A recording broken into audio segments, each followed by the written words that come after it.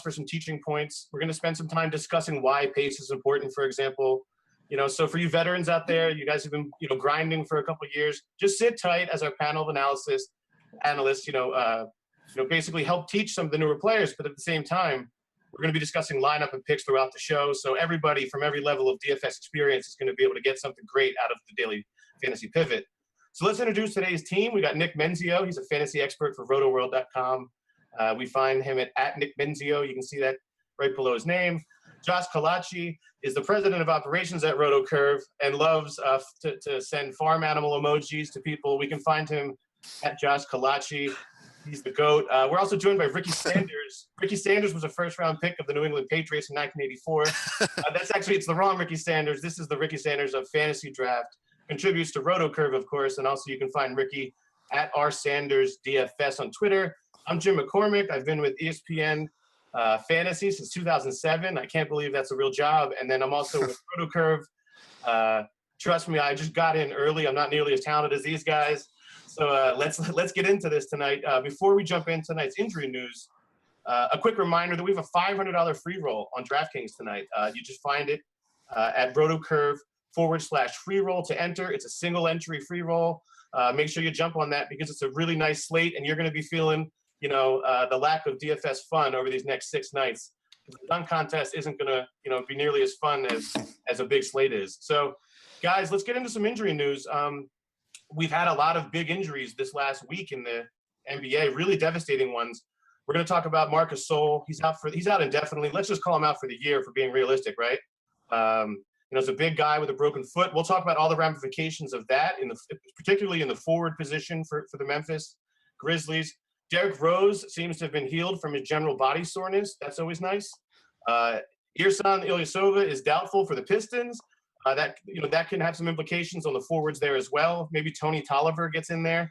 For the Spurs, we have Tim Duncan looking likely to play. Manu is still ailing. That could be interesting. And then Tony Parker's questionable.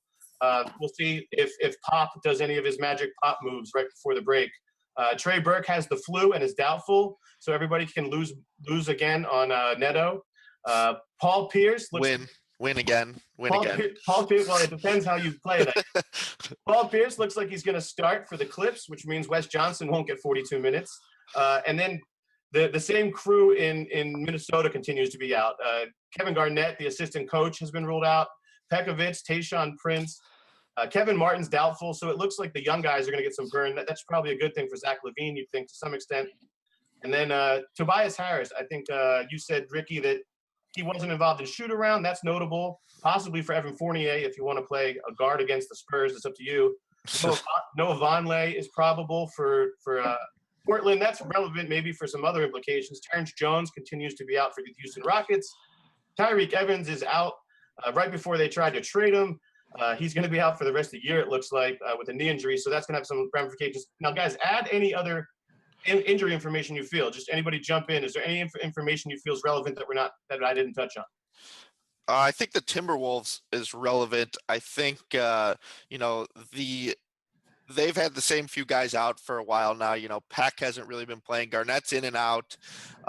Kevin Martin was downgraded to doubtful, so you already like Shabazz Muhammad, but now he should have those extra minutes without Tayshaun Prince. I think he goes from a guy who you feel risky using in tournaments to a guy you feel really good using in tournaments and maybe even in cash. But again, like Kalachi likes to tell me, he's a pure scorer. So he is.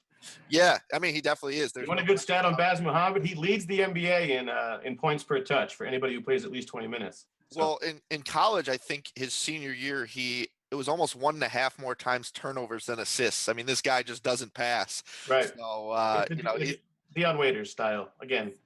Exactly. Anything else, guys? Any other injuries that we missed, or you guys want to go ahead and let's jump into point guard here?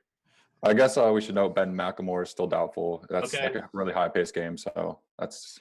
I just think about McLemore, puts Bellinelli in the awful rapper. Because they have the same fantasy value, right? Yeah. I also think we should mention that I tweeted that Bernie Sanders would be. I included him in a tweet, but he is inactive for the RotoCurve Daily. He's out tonight. Yeah, he just texted me. But Donald Trump is questionable. Understood. All right, so you guys are going to get into this. It's a huge point guard. It's a huge slate in general. We have 24 teams in action. Something I want to mention before we jump into point guard, we'll start with point guard, but let's also just want to direct people to make sure that they check out the free tools. You just become a member at, rotocurve.com.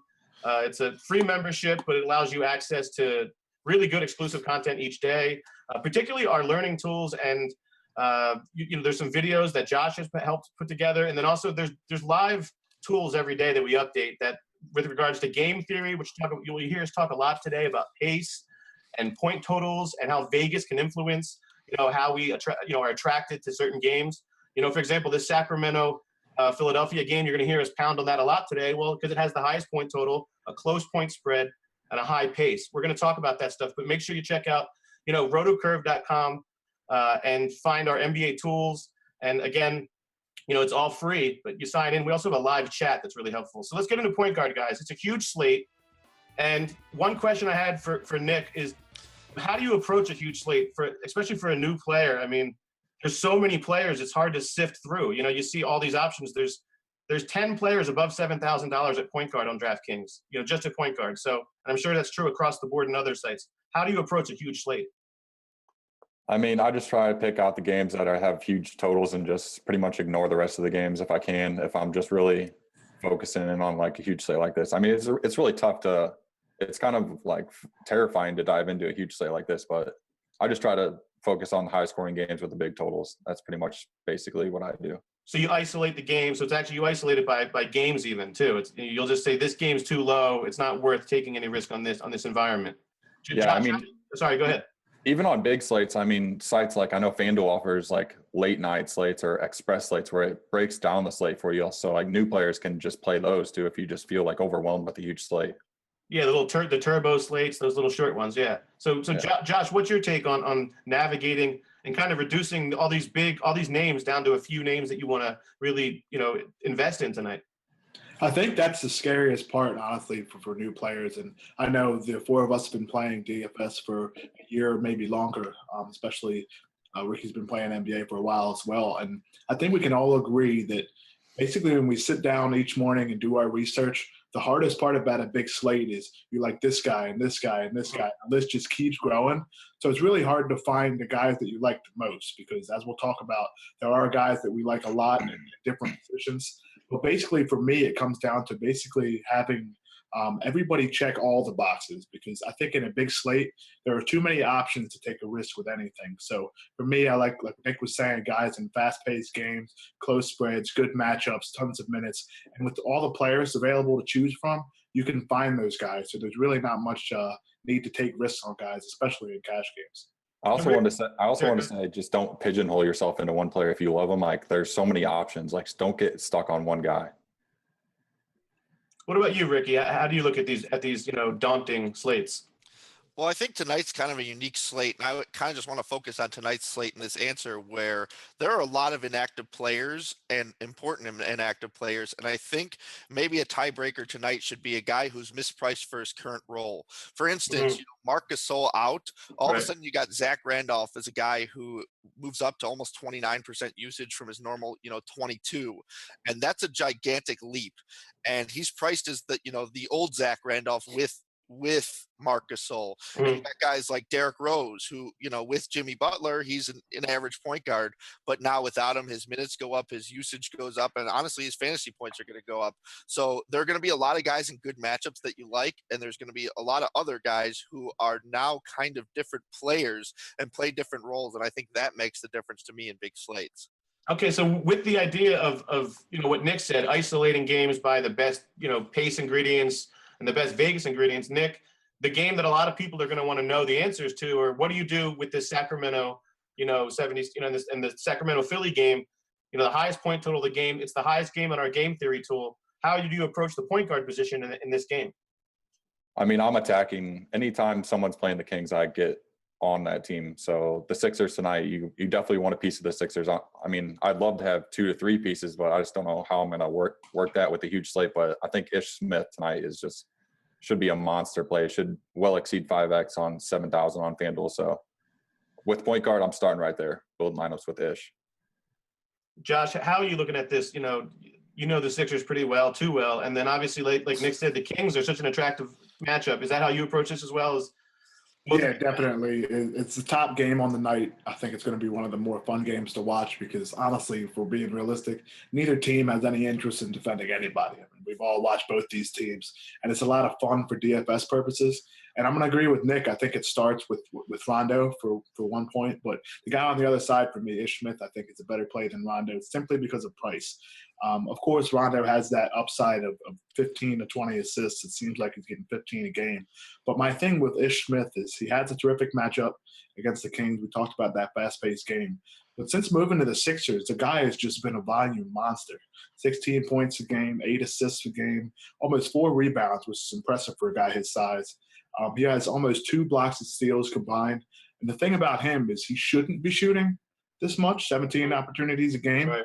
But everybody on this team, nobody really wants to shoot. And honestly, he's the only one that should be shooting, and it's just 39%. That's not something that you really want for a teammate. But in terms of DFS, that's exactly what you want to see. A point guard that shoots a lot with a high assist rate, count me in. Now, Ricky, not just the big guys in this game, but maybe you can cover this for us. There's also guys like Darren Collison. There's, and the weird cheap guys for Philly. Are they involved at all in tournament plays as cheap guys, or are you really just focusing on Rondo and Smith? No, I think you got to focus on everyone in this game. There's going to be someone who goes off.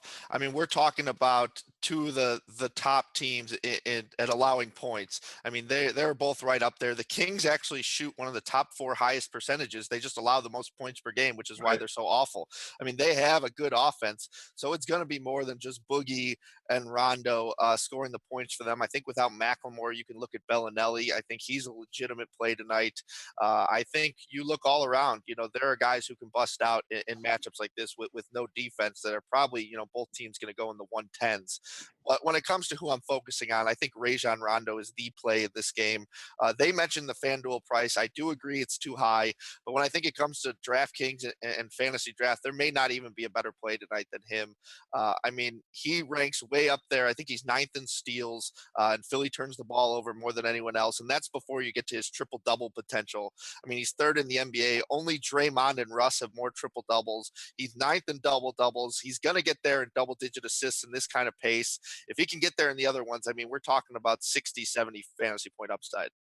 Now, Nick, I'm going to shoot this one back over to you because it's another point guard matchup that I think people are trying to figure out. And some people are fading Chris Paul in this game and because of the Avery Bradley factor. And I think also people are trying to figure out what to do with Isaiah Thomas. What do you think about, this? It's a nice point and pace environment. The Clippers, visiting, the Celtics. How do you look at that breakdown? I'm just avoiding Chris Paul and Isaiah Thomas tonight unless it's in tournaments. I just think they're a little too overpriced for cash. I just want those guys to hit. I want those guys to hit 5x, and I don't know if they're going to. But 5x, you mean 5 times value, right? Yeah, 5 times value. 5 times value. So Chris Paul's 9,500, so we want 5 times that, so it'd be around 50 points. Right. But I think I'm just avoiding those guys. I think Isaiah Thomas is always a little too overpriced on FanDuel for me, and that's where I play. I said that last show. That's the side I play on. So. And these two teams are 1-2 in efficiency against point guards on defense. So I just think I'm avoiding those guys. Now, Josh, is there any more interest just because maybe it seems like the price is a little bit more reasonable with Thomas on DraftKings, or is it also something that you think there's just too many other options of value for him to really meet? Yeah, it speaks to what we were talking about earlier with the fact that you have such a big slate. It really doesn't really make much sense to me to take a risk on guys like that. Okay. Just mentioned with Chris Paul and with how Avery Bradley guards point guards, it doesn't make too much sense to take risks on guys like that when you have guys like Ish Smith and you have guys like Rajon Rondo who are actually cheaper than both of those guys, regardless of who you're looking at, which site you're looking at. Now, Ricky, going to the third best kind of point and pace setup, but maybe the big point spread might mess things up. I also want to ask you, it's Golden State visiting Phoenix, obviously massive favorites, but they just paid a big game last night. How does a back-to-back, how do you approach a game on back-to-back here? Well, it depends what you think of the Phoenix Suns because Oklahoma City basically just had the same situation coming off a big back-to-back, actually against Golden State, and then facing Phoenix, and they had kind of a letdown. Right. I think Golden State's a better team. I think this one is going to turn into a blowout, and for that reason, I'm I'm not too high on many of the options in this game. We'll get to one guy who I really do like in this game, who I think is flying way under the radar. But in terms of the best options, I mean, I'm staying away from Curry. I think I'd rather pay for DeMarcus Cousins if you're looking for, an absolute stud on this, and you feel comfortable using the Tollivers and the Dunleavys of the world. But for the most part, I do think Golden State's too good of a team. I think Archie Goodwin and Booker still have to play big minutes by default, even if they're down 20 or 30. So you could look to them, but their prices have risen so much. Golden State, the reason they're so good is they can either rely on their offense or their defense in any given game. They're actually great at both, and they don't get a lot of credit for their defense, but they're a very good defensive team. So, I don't love using any of the Phoenix Suns against them, maybe outside of Markieff Morris, but otherwise I'm kind of avoiding. Now, Josh, there's a game that might be getting overlooked a little bit in tournaments. This might happen because the Houston game, the Houston-Portland game is kind of isolated time-wise, it looks like. The next closest start is 9 p.m. This is a 10:30 one. That might potentially lead to a little bit, maybe some people not paying attention to this game as much. But it seems kind of ideal with the guard matchups. How are you approaching, this Rockets team and this Blazers? These guys are some up and down teams that give up points to guards. Yeah, in the beginning of the season, actually throughout the first couple months, guards against the Portland Trailblazers pretty much seemed like an auto play. Right. Damian Lillard, I know all of us have given him the nickname of Amian Lillard, basically without the D's. So it tells you that he really can't guard anybody. CJ McCollum's not too much better. But the interesting part about shooting guards against the Houston Rockets right now, and notably CJ McCollum as a defender, they're actually struggling relative to what they were earlier in the season. So it's a little bit of an interesting theory. Now that does have some things to do with who they have played. But for me, I think this is the second game to target in terms of pace. And for that reason, guys like Damian Lillard, guys like James Harden, and GPPs for me are worth paying for. But for cash, I think there's safer options considering the fact that you're getting guys in that Sacramento Philadelphia game that are just too cheap. Now let's move this on in general, just to the point guard. Let's open it up instead of going game by game and just say, beyond these kind of marquee matchups that we've discussed. I know, Nick, I believe you mentioned Derrick Rose. He's a guy who's expected to see a pretty big usage spike. So who are we interested in beyond the names that we've talked about already? All right, I'll take it. Ricky, Go ahead, Nick. Go ahead. Okay, my internet's kind of going out right here. So Ricky, if you want to take this real quick. Sure, I'll start with Rose. I mean, we went over him the other day, then he was deemed inactive, so he kind of made everything we said useless. So let's reiterate that his last 3 active games, over 41 fantasy points in each. Without Jimmy Butler, his usage rate above 30, which is, ridiculous. We're talking best in the game type usage rates, LeBron James, and he's priced at 7,000 or 14% of your budget on DraftKings. I think that's just too cheap. There's no reason to pay up for studs if you're getting similar production from Rose. Conley's in kind of the same situation. I don't feel as great about him. The pace is going to be lesser, but here's a guy who's going to have to take out some of the usage without Marc Gasol. And really under the radar guy who's going to pick up some usage tonight is Reggie Jackson. Without Ersan Ilyasova, he actually averages 0.2 fantasy points a minute better on both DraftKings and FanDuel, which is an interesting stat. I guess Ilyasova dumping it to him slows down the offense. They can't run that pick and roll with Drummond. So Reggie Jackson, a guy who I'm looking for, he's only 6,500 on DraftKings. He's down. So I think, under the radar point guard play, maybe don't have to do it in cash unless you want to save a little money, but I really like him. Josh, any other guys that add value to this position? I know it's all about refining, like you mentioned. These huge, we needed to refine it down to a few names and not just love all of the value.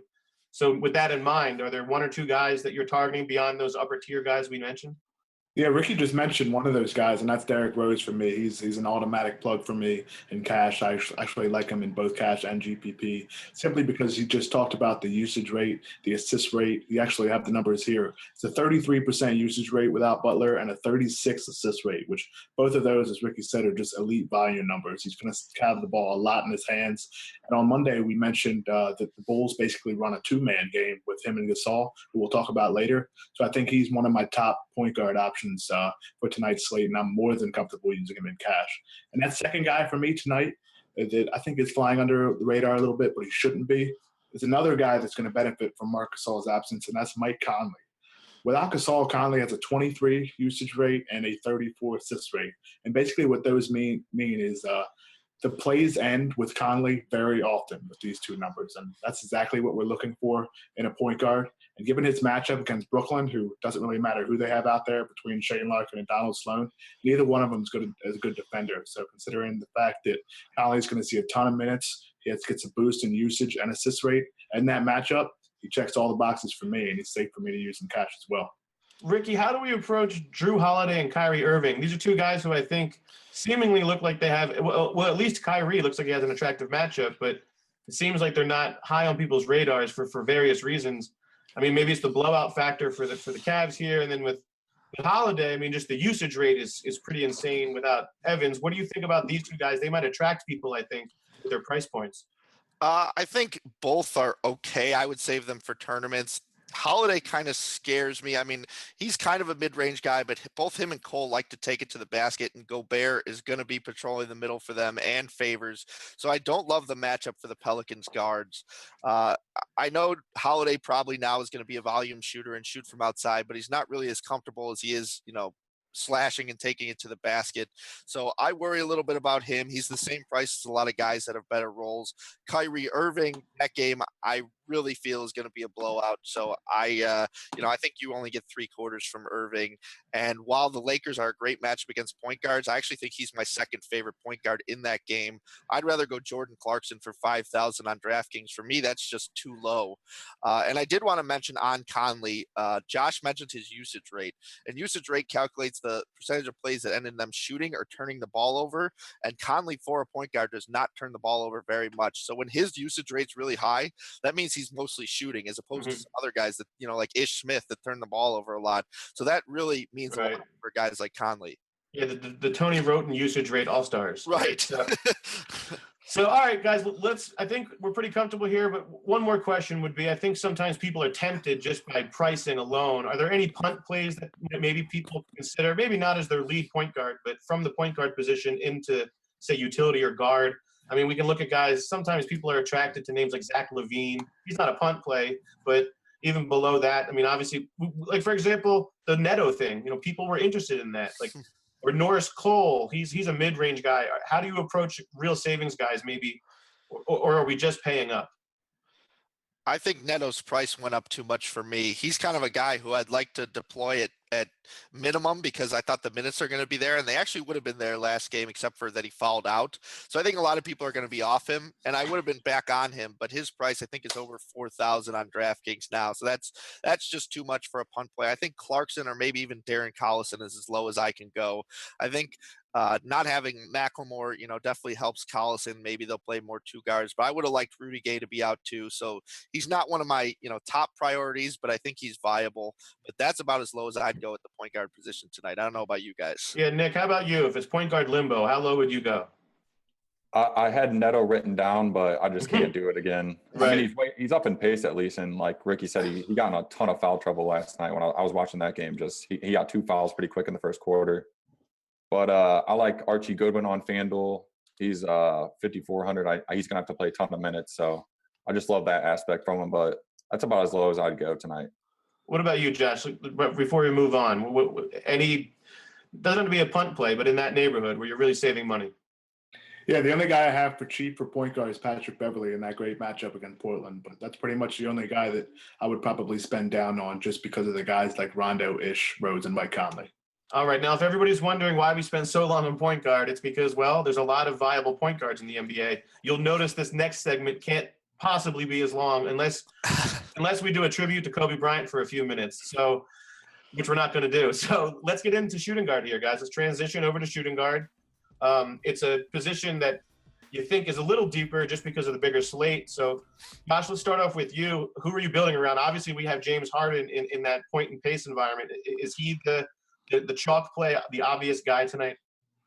Yeah, I'm going to talk about what I think could happen, especially on FanDuel at shooting guard. But before I get into that, Joshua Robbins, beat writer from the Orlando Sentinel, just tweeted that Tobias Harris is out tonight. Okay. So make sure to adjust your lineups accordingly. Really, that just means that Fournier and Aaron Gordon get boosts. But that's pretty much it on that front. But as for shooting guards, I think on FanDuel, for those of you that are playing, and I think on DraftKings as well, with a lot of people using point guards, people are either going to pay for Harden and then spend down on a guy like Etuan Moore or Gerald Henderson, especially at FanDuel where you have to have two shooting guards, or I think they're going to go with two middle of the line guys. So for me, if I have that extra money, I wouldn't mind spending on Harden and getting a guy like Moore and Henderson. But at that position, I don't really like to take a huge risk, and I think that's exactly what it is on a slate like this with all the options for a guy like Harden.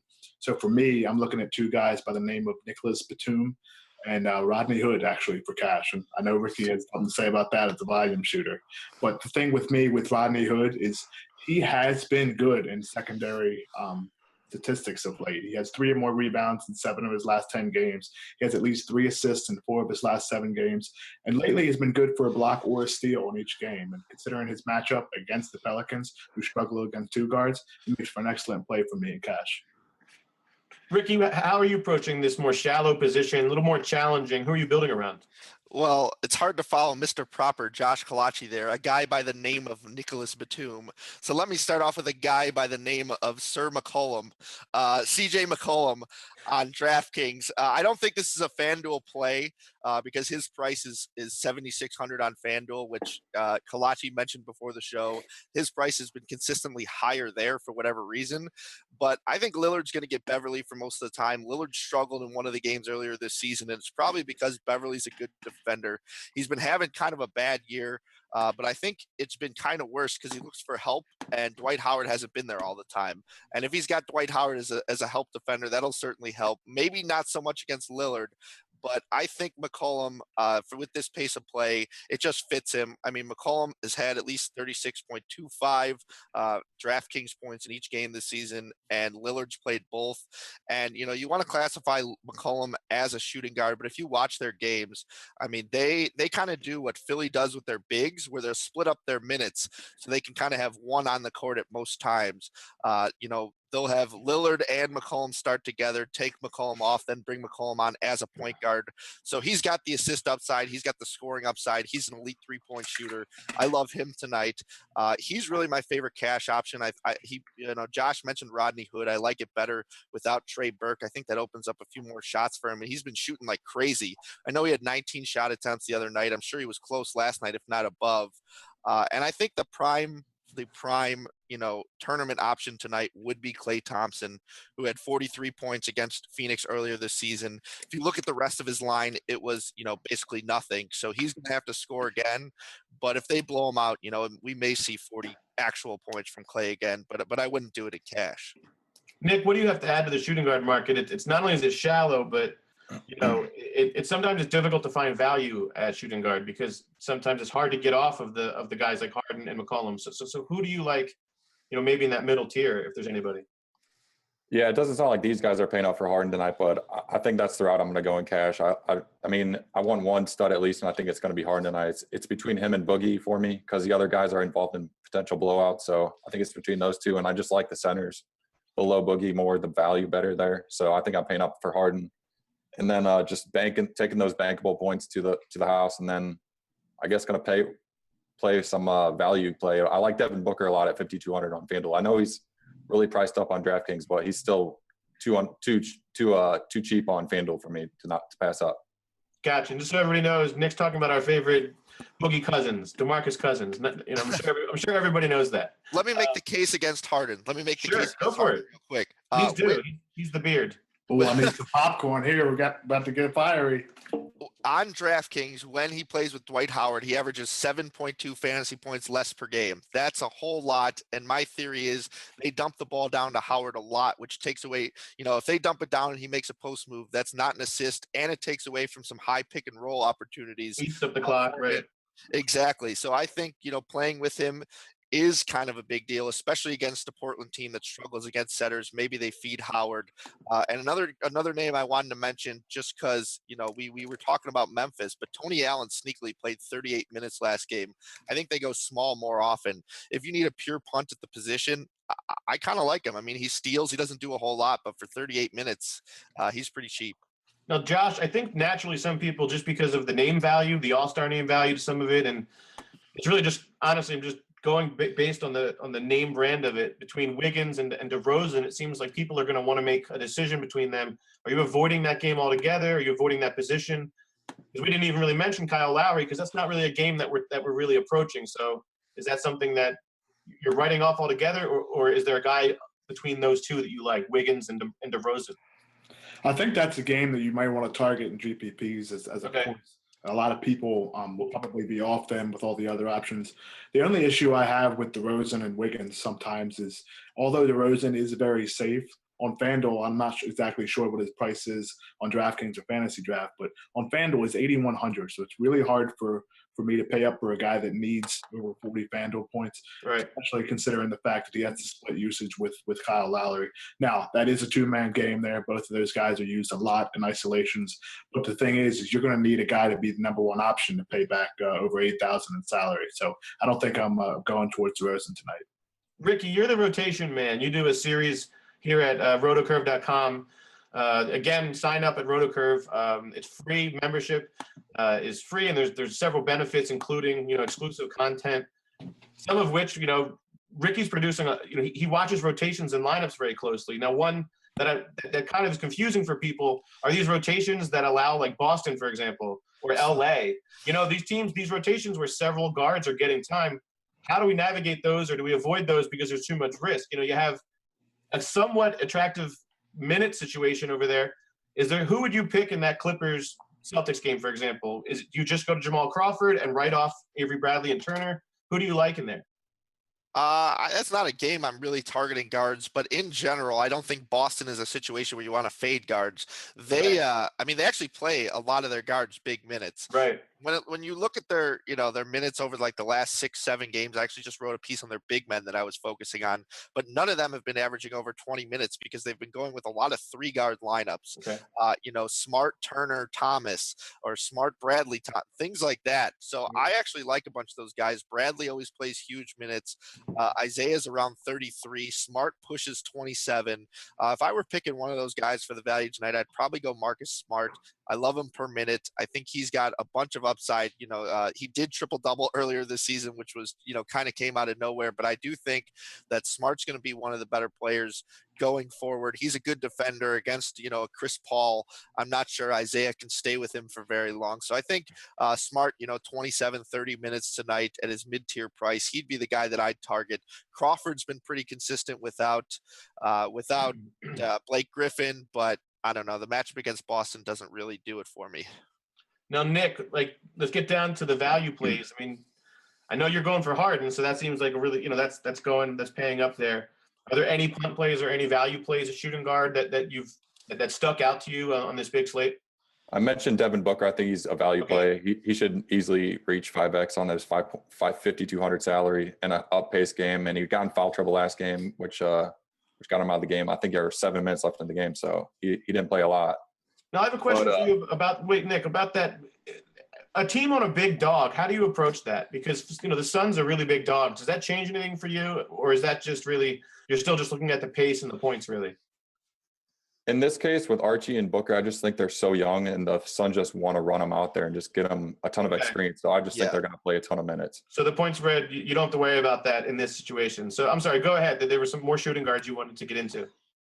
Yeah, Jamal Crawford made my list, and Ricky just talked about him. I don't really love the matchup too much. Gerald Henderson, I think someone touched on him earlier. And for the bowl with Jimmy Butler out, he plays a ton of minutes. I don't know how many shots he's going to get with Derrick Rose and Pau Gasol playing. So I'm kind of leery of that. So I'm paying 1,000 more for tonight. We're losing Nick a little bit there, but I believe he's talking about Etuan Moore. Is that right? Did I guess that correctly? Yeah. Can you guys hear me or what? He's getting increased usage, increased shots without Jimmy Butler. That's a guy.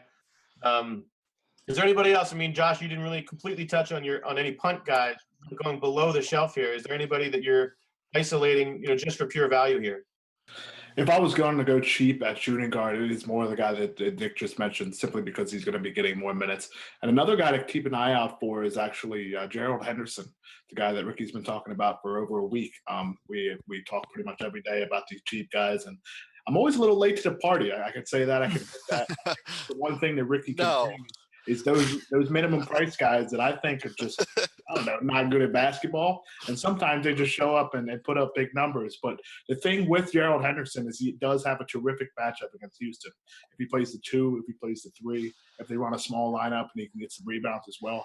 The thing with him is no matter what in that game, Houston can't defend anybody. So he does have a good matchup.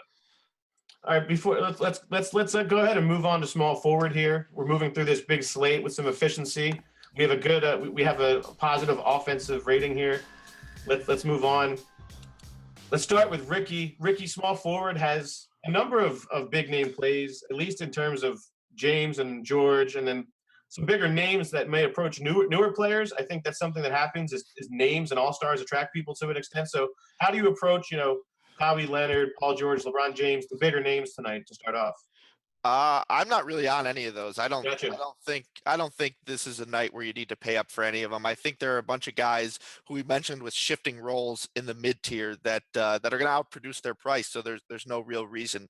I will say that Paul George at 8,400. This is the lowest price I've seen him in a while, and he has had a little bit of a hot streak recently. So if I was going to pay up for one of them, I'm going Paul George. I know the matchup isn't unbelievable, but just strictly at price, I think he's a better per minute producer than they're giving him credit for. But I like Marcus Morris again. The other night, a lot of people were on Stanley Johnson while I was on him. Stanley started pretty awful, but without Ersan Ilyasova, I think he's pushing 40 minutes tonight. He's not great per minute, but he is better per minute without Ilyasova. So I think he's, a 15-5 kind of guy. He's not incredibly exciting, but he's 5,300 on DraftKings, which is just too low for a guy like that. And another guy I like is Jeff Green. I mentioned that I thought that Memphis is going to go a little bit smaller. Well, Green's been pretty inconsistent with Gasol, but I think we're going to look at a guy who's going to gain some consistency. 24.4 usage rate. And 0.8 fantasy points per minute without Gasol, without Gasol versus 19.1 and 0.75 fantasy points with him. So if that was confusing the way I worded it, his usage rate and fantasy points per minute go up pretty significantly without Gasol. We're looking at 5,700 in terms of price on DraftKings, even lower on FanDuel. So I think the two of them are the prime targets. I like Shabazz Muhammad. We mentioned him earlier as a guy who's increasing in role. So I don't think there's any reason to pay up, and I think Covington's a pretty elite tournament option in that game that we're all targeting. So even if you're looking for a GPP guy, you don't even need to look at the LeBrons of the world. Nick, is that the natural destination you're going to? It seems like you were not in agreement that the value shifts to Jeff Green here. I mean, it sounds crazy, but Jeff Green's the security blanket tonight.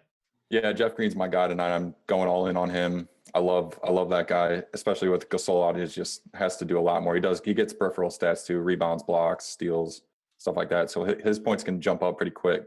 And then I like Kent Bazemore. He's kind of a similar player, does a lot of things. And then that game's up in pace between the Hawks and the Bulls. So I love that matchup for Bazemore, and there's no one scary to defend him. Butler's out. He gets to go against Dunleavy, Etuan Moore, those guys. I mean, those guys aren't scary at all whatsoever. So this is just one of those situations. It's natural in DFS that we have to exploit these windows, right, Josh? These windows for value that crop up because there's simply no way for the pricing market to adjust for the late news of Gasol. So that's not baked into his price tag. So again, if he's the guy that you're building around, any other notable, we've already touched on Jeff Green, but any other notable value guys that you feel are underpriced or really drive value tonight, in addition to the guys that Ricky and Nick had mentioned? Well, Marcus Morris's teammate, Stanley Johnson, I feel comfortable rolling him out again. But to be honest, the three of us are all on the same guy as a small forward. Marcus Morris, Kent Bazemore. Yeah, I do like Stanley Johnson a little bit, but I'm all in on Jeff Green as well. So I think it's going to come down to the selection between either Morris or Bazemore. And I think Jeff Green's that other guy. So we're all in agreement there. The only reason I do like Stanley Johnson is he will get a ton of minutes again. The only issue with him is maybe foul trouble, but I think considering he had a dud in his last game, his ownership will be down. So I think he makes for a nice tournament option as a pivot off of Marcus Morris, who I do think should be a good use in cash. As Ricky mentioned, that he will get a boost in rebounding with Ilyasova out if he does miss tonight's game. All right, I think we covered the wing pretty well here. I think I want to mention another game and one we're not going to agree on. Mike Dunleavy, 3,100 on DraftKings. And we're definitely not going to agree on this, but here's my take here is the Bulls, I mean, you're not going to have Fred Hoiberg say, this is the game where I play Dunleavy more minutes. You're going to get the beat writers reporting he's going to play slightly more minutes. You're going to read Roto World, and all of a sudden he's going to have that 22-minute game with, 18 real points, and he's near the bare minimum. One of these nights it's going to happen. It might not be tonight, but I think he's a tournament option. He's the Bulls' third scoring option right now, which is really sad. But eventually he's going to, play a big role with this team, especially, in the next 3 to 4 weeks with Butler out. It's just a matter of when. You guys are going to laugh at me. One of these nights he's going to have a big night, then he's going to be 80% owned the next night, and it won't be so funny to you guys anymore.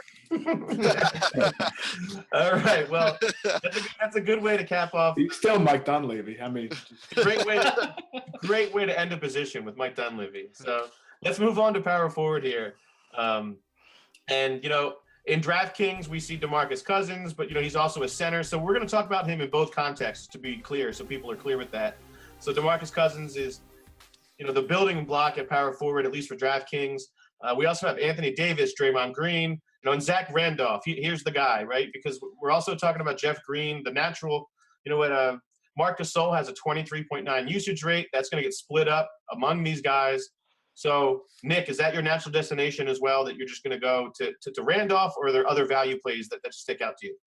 Yeah, I don't love the Memphis-Brooklyn game from a pace standpoint, but both teams are bottom 12 in pace. But with Randolph and Jeff Green, their roles are just increased too much, and their price is just too low for their roles. So I think you just have to play them in cash tonight. Gotcha.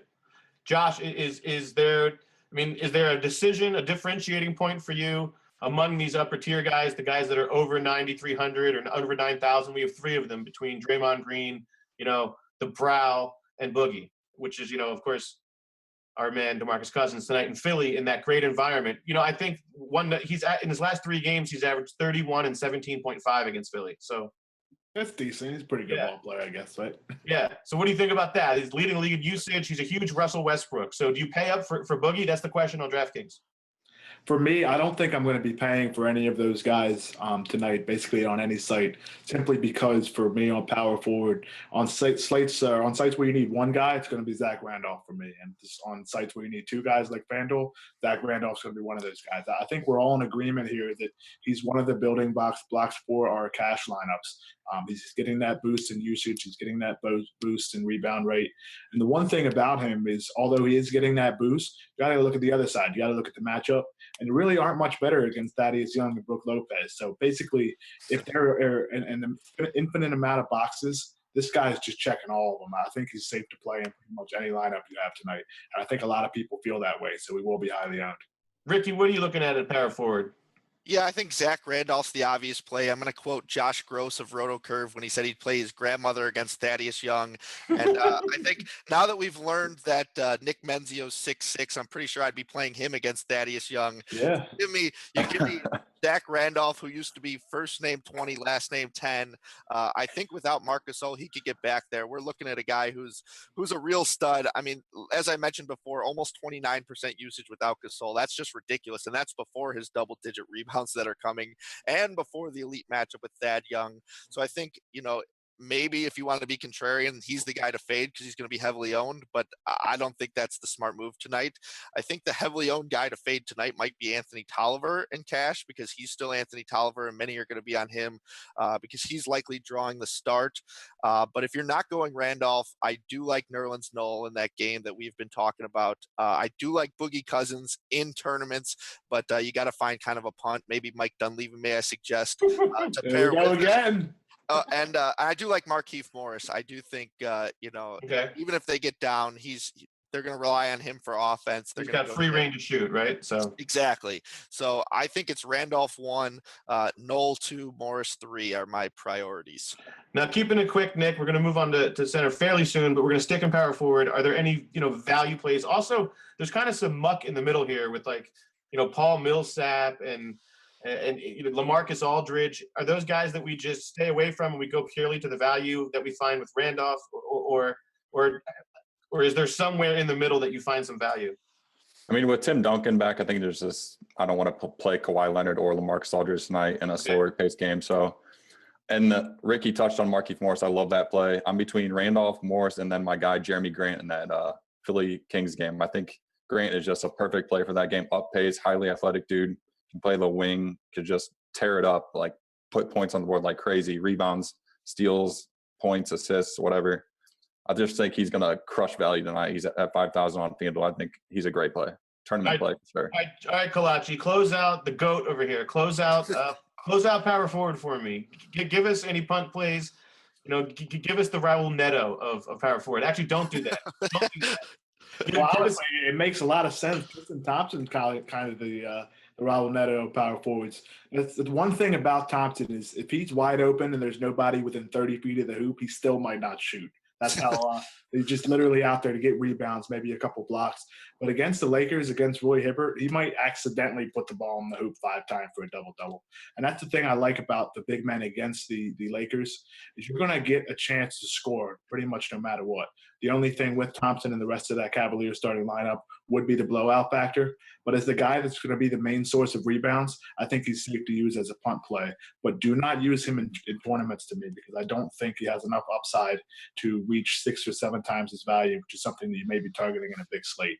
I like to look at guys that can score and rebound for big men, and Thompson's not a guy that's going to put up 25 or 30 real points. So I don't think it's worth using him in tournaments, but in cash, I think he's fine if you want to spend up at other positions. Let's transition. Let's finish this up, at least position-wise, over with center. Let's move on to center.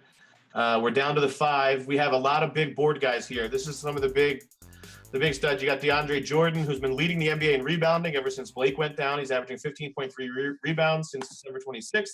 You got Andre Drummond, Pau Gasol, Karl-Anthony Towns, Brook Lopez. Personally, I love Brook Lopez a lot in this setup. I also think, Karl-Anthony Towns is a nice play. What do you guys think? That he's the obvious play. So Josh, at the 5, who are you building around? Well, a lot of people are going to be looking at Cousins on FanDuel. I know he's a power forward on DraftKings. Right. For me, I think that's perfect because that means Pau Gasol is his ownership is going to be lower. To me, I think Gasol is the top cash play at 9,100 on FanDuel, and he's a good cash play on DraftKings and Fantasy Draft as well. Because without Jimmy Butler, without Joakim Noah and Nikola Mirotic, the guy's averaging close to 1.5 fantasy points per game. Considering he's the main big there, they run a two-man game, which we discussed before with him and Derrick Rose. He's almost a lock for 30 fantasy points as the floor. Now his ceiling is much, much higher in a good matchup against Atlanta, especially against a center by the name of Al Horford, who isn't very well known for his defense. But the other guy I'm going to mention here, and I know Ricky's going to smile, and that's Rudy Gobert. First time I've mentioned this guy in probably 40 years, Ricky? Something like that. I love it. He has a terrific matchup against New Orleans, and if you followed the columns we've written about, you follow me on Twitter, all of us, we always talk about centers against the Pelicans, and we can't stress that enough. The one thing about Gobert is most of his production comes with blocks and rebounds. Thing is, he's been scoring a lot lately as well. He has at least 10 real points in 9 of his last 10 games, considering he's playing 35 real minutes or more. It gives him the ceiling and the floor to be a cash and GPP play. I can't believe I'm saying it, but Rudy Gobert is one of my top plays of the night. Now, Ricky, I know you seem like you're a Gobert guy. He seems like he's almost like a Hassan Whiteside West a little bit. What's your take on the center position out here? Well, this is hilarious because people who know Josh and I know I'm the guy who likes the defensive-minded players, and he's the guy who likes the offensive-minded players. So I love the Rudy Goberts, and I can't stand the type of guys who score and then don't play any defense. Brook Lopez's. He mentioned Rudy Gobert, and my first mention is going to be Maurice Spates, a guy who's the exact opposite. This is unbelievable. But Spates is a guy who I actually think is going to see more run than you think tonight. He's $3,400 on DraftKings. When I first initially made my lineup, I fit everything around, and he's where I went at center, despite all the awesome center options. This is a guy who's got almost Boban levels of efficiency when he plays. You look at his last 5 games, he hasn't played much more than 12 minutes, and he's still hit value in almost all of them. Now in a game where I think they're going to blow out the Suns, if we see 20 minutes Maurice Spates, that could be 35, 40 fantasy points Maurice Spates. And I think his floor is around 15 because when he's in, he's shooting, he's efficient, he's rebounding, he's just a good player. But yeah, I do think Gobert, if you're going in the mid-tier, is the play. The Pelicans are just awful against opposing centers. They allow the fourth most rebounds. They've got guards that try and slash, so his blocks should be there. He's the guy I like. I still think Towns is underpriced. You mentioned Gasol. You mentioned Lopez. The other monster I want to mention for tournaments is Andre Drummond, who's much more efficient without Ilyasova in the game, because he and Reggie Jackson run those pick and rolls, which I think helps both of them.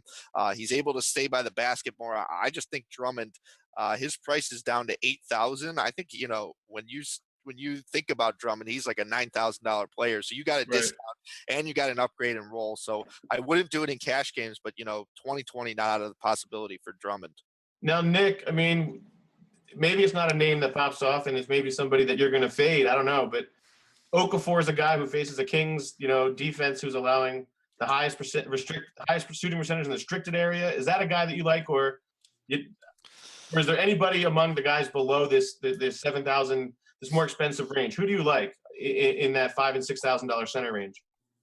I think Okafor is a guy a lot of people are going to be on just for the game matchup wise. Right. I just think he could get in some serious foul trouble against Cousins. So I'm just going to avoid that one.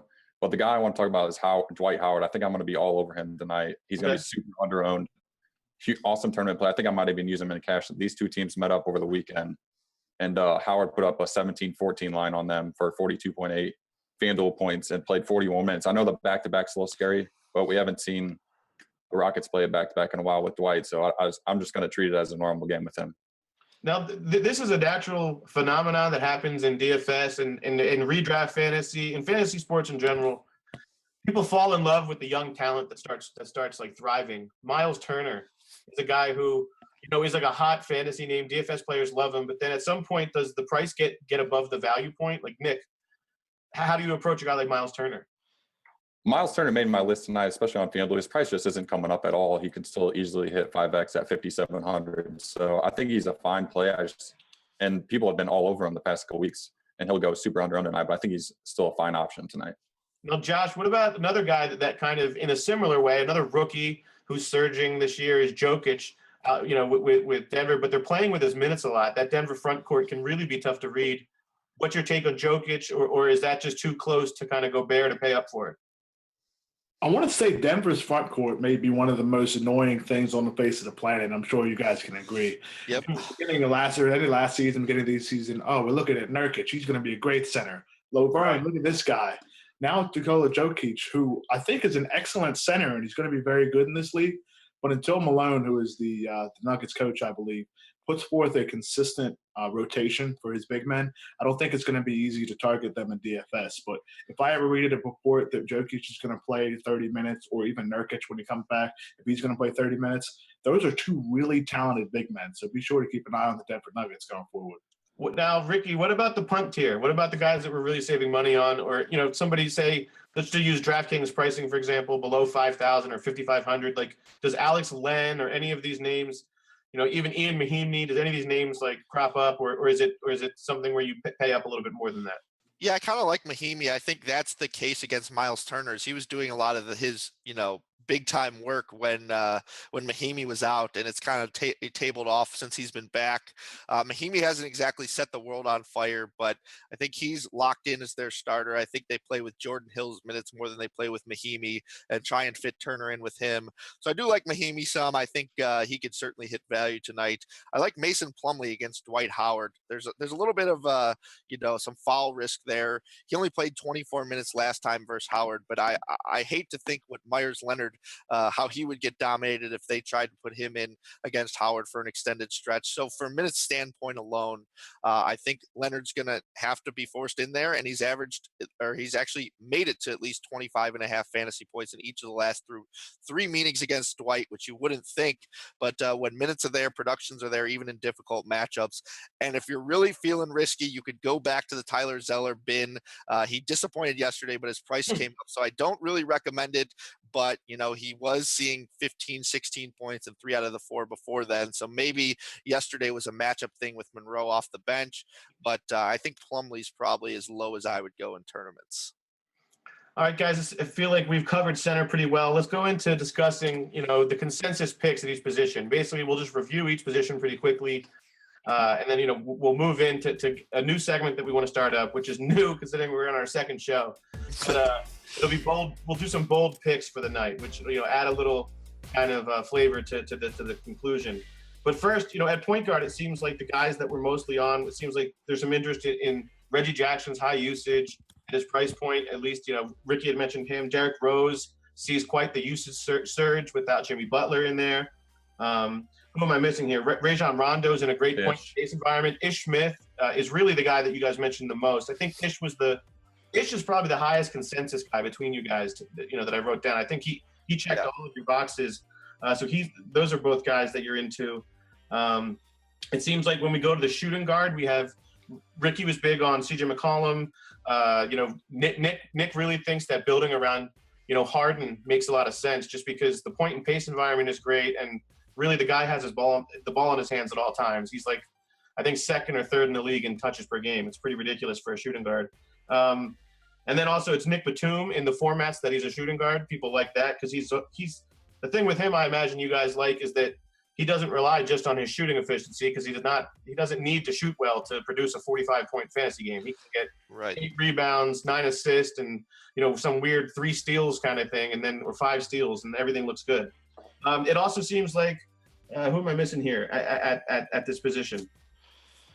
Where are we? Small forward? This is shooting guard still. I have McCollum, Harden, and Batum as the names that we really like. Is there anybody else that? I think Rodney Hood, I liked. Rodney Hood, we're building around, it seems like. You like that environment, especially against that broken down Pelicans backcourt. What about small forward? It seems like Jeff Green is the consensus there, right? I mean, absolutely. He's the Ish Smith in the sense that he's checking a lot of our boxes there. Kent Bazemore is somebody that Nick had mentioned. I believe, that there's some value to be had there. And then Marcus Morris with Ilyasova out and then all these minutes. I mean, is Stan Van Gundy one of the best coaches if Denver's one of the worst situations, just in terms of how we can trust his minutes allotment? So that's kind of nice. Power forward, we're sticking with Memphis. It's looks like it's Zach Randolph is the building block. Again, it's just a usage spike, right, guys? I mean, they're going to all consume the usage left over by Marcus Gasol. And then Keith Morris seems like a guy who, finally a coach is just letting him shoot at will. Earl Watson, look at me. But seriously, how old are we when Earl Watson and Tyronn Lue are coaches? Serious. It's crazy. And then Jeremy Grant, which I really like this call. I really love this call by Nick. I mean, that's a point and pace environment. I wrote a thing for ESPN today too about that, about up and down. And I mentioned that today in my Roto Curve column. That's a really up and down game, a lot of blocks, a lot of steals. That's kind of meets his profile. Nerlens Noel is also a guy that Ricky liked. Again, that's his profile. Ricky likes those guys who can get 5 blocks and 6 steals and meet value with just 9 and 10, on the night. At center, it seems like Dwight is the guy that Nick really likes, which makes some sense. I mean, there's not going to be a lot of people on him. It's a late game. It's a back-to-back, and people generally just don't like Dwight Howard.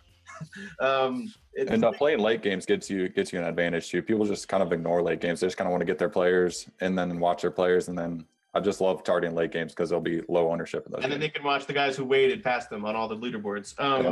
So Rudy Gobert is a guy we want to go with the Stifle Tower a little bit. Hassan Whiteside West. Kalachi especially wants to go with him. He's dying to go exactly. with him. I'll mention a little bit. But. We also want Mo Spites. We want Mo Spites. Nice.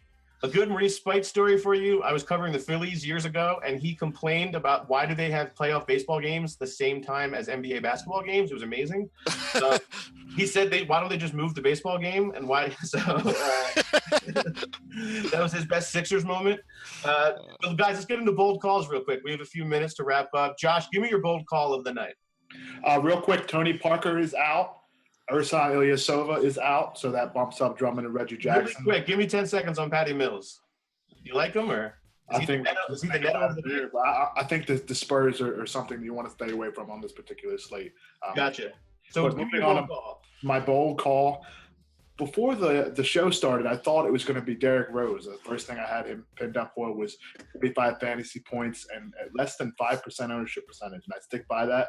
But my bold call tonight is going to be DeAndre Jordan in GPPs against the Boston Celtics. In their last game, he took 15 free throws, so Hacker Jordan could be evident there. And if they hack him a lot, that's 20 and 20 waiting to happen against that Celtics front court. Ricky, what do we got? What's your bold call? My bold call is Rajon Rondo is going to score more fantasy points tonight than Steph Curry. Whew, Wow. How about Okay. that one? There you I go. like it. I like it. Nick, can you top that in the boldness? It'll probably be more bold, actually. Jeremy Grant as a top 5 scorer at power forward on FanDuel. There it is. There you go. Oh, Mine's, there we love that go. one. mine's not nearly as bold because Kalachi took it. I was going to say Rudy Gobert is your top center tonight. So Hurts. I know. He already took his screen. And then I was going to be really inventive and say Jeff Green is the number 1 small forward. So I would love maybe that. I'll do that. Maybe that's my bold call. Okay. I was debating Dwight Howard at 60 plus FanDuel points as well, too. Oh, like that. All right. Well, thank you guys very much for joining us. Let's wind this down. Just a reminder that you can watch Daily Fantasy Pivot every Monday, Wednesday, and Friday at 5. Obviously, we're going to take a full week off. At least we'll be back next Friday at 5 p.m. It's a huge slate. I think there's only 2 teams off, so we have what's that? 14 games next Friday night. These NBA players get 6 days off. We get 6 days off. Sadly, it looks like somebody's going to be researching NHL. I'm kidding. I'm not going to do that.